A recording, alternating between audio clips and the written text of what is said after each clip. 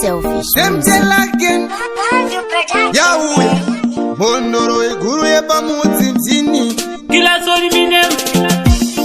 69. Dorangu patani. Kawara tambura musungwe. Misi.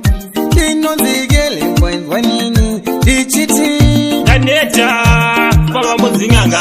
Kuma profita. Shulu zagasunga. Daneta. Mama muzinganga. Kuma profita. Shulu zagasunga. Shulu zagasunga. Shulu zagasunga. Shulu zagasunga. Tell again. Daneta. Mama muzinganga. Kuma profita. Shulu zagasunga. Daneta. Mama muzinganga. Kuma profita. Shulu zagasunga. Shulu zagasunga. Shulu zagasunga. Shulu zagasunga.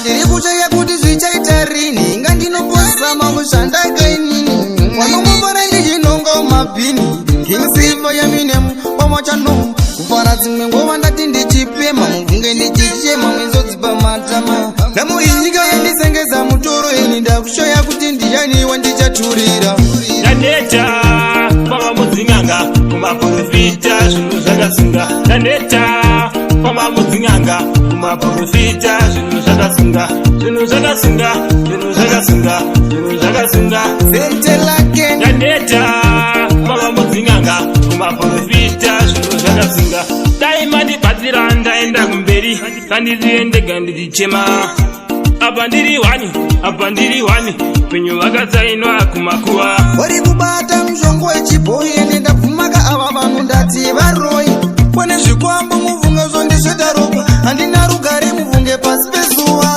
Daneta mama muzinganga kumaprofita zvinhu zvakasunga Daneta mama muzinganga kumaprofita zvinhu zvakasunga zvinhu zvakasunga zvinhu zvakasunga zvinhu zvakasunga sentelake Daneta mama muzinganga kumaprofita zvinhu zvakasunga Daneta mama muzinganga kumaprofita zvinhu zvakasunga zvinhu zvakasunga zvinhu zvakasunga zvinhu zvakasunga ndiri kuchaya kuti zvichaita rini ngandinoposa mamushanda kainini wanongomvara ndichinonga mabhini ngesiva yaminemu pamachano kufara dzimwe ngova ndati ndichipema muvhunge ndichichema mwenzodzi pamatama ndamuinyika yandisengeza mutoro ini ndakushoya kuti ndiyaniwa ndichaturira Daneta mama muzinganga kumaprofita zvinhu zvakasunga Daneta mama muzinganga kumaprofita zvinhu zvakasunga